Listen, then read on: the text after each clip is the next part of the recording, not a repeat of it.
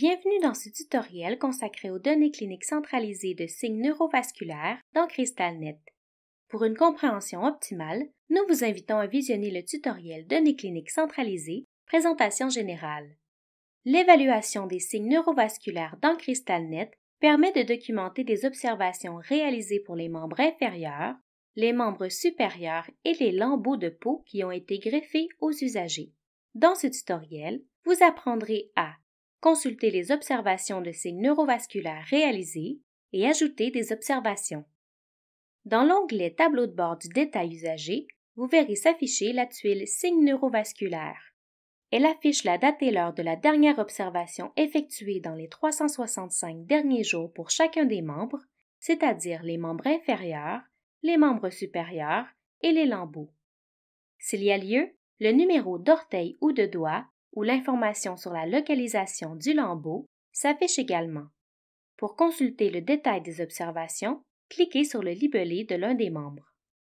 Les trois onglets permettent de consulter le tableau des observations pour les membres inférieurs, les membres supérieurs ou les lambeaux. Si l'observation a été réalisée pour un orteil ou un doigt précis, le numéro de l'orteil ou du doigt s'affiche dans cette colonne. Pour un lambeau, c'est plutôt la localisation de celui-ci qui s'affiche. Le côté du corps, droit ou gauche, sur lequel il se situe, ainsi qu'une précision supplémentaire sur la localisation peuvent également être indiqués. Au besoin, vous pouvez filtrer les observations selon l'orteil ou le doigt observé ou selon la localisation du lambeau. Les autres colonnes des tableaux représentent un signe neurovasculaire. Pour les membres inférieurs et supérieurs, il est possible d'observer la température, la coloration, la motricité, la sensibilité, la présence d'un œdème, le remplissage capillaire, la saturation en pourcentage et le pouls. Une valeur peut être spécifiée pour les côtés gauche et droit. Pour les lambeaux, les signes neurovasculaires pouvant être observés sont la température, la coloration, la présence d'un œdème, le remplissage capillaire, la douleur, le flot Doppler artériel, le flot Doppler veineux et la particularité. Vous pouvez cliquer sur l'infobulle dans l'entête d'une colonne pour connaître les valeurs possibles pour chaque signe neurovasculaire.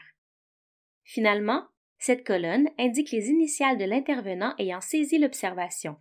Vous pouvez survoler les initiales pour afficher plus d'informations sur l'utilisateur. Notez également que si cette icône s'affiche dans le tableau, c'est que l'observation a été ajoutée tardivement. Pour documenter une nouvelle observation, cliquez sur « Ajouter une observation ». La fenêtre de saisie « Nouvelle observation » s'affiche. Précisez la date et l'heure de l'observation. Par défaut, la date et l'heure courantes sont sélectionnées. S'il s'agit d'une observation tardive, cochez la case à cet effet.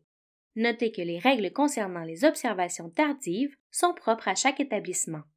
Pour les membres inférieurs ou supérieurs, sélectionnez un orteil ou un doigt s'il y a lieu. Sélectionnez ensuite les valeurs des signes neurovasculaires correspondant à l'état de l'usager. Il est possible d'entrer des informations pour le côté gauche ou le côté droit du corps.